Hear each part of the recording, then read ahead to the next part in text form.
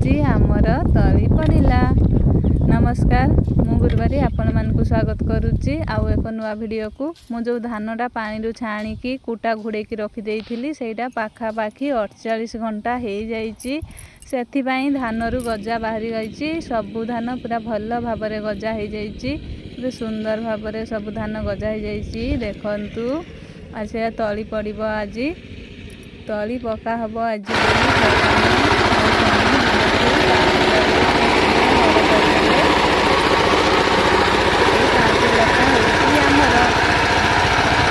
सबू बिल मो स्वामी निजे पाटिल हल करती। पाटिल हल कर सारा बिलटा को टिके मई काठरे एमती समान करदेले। तापरे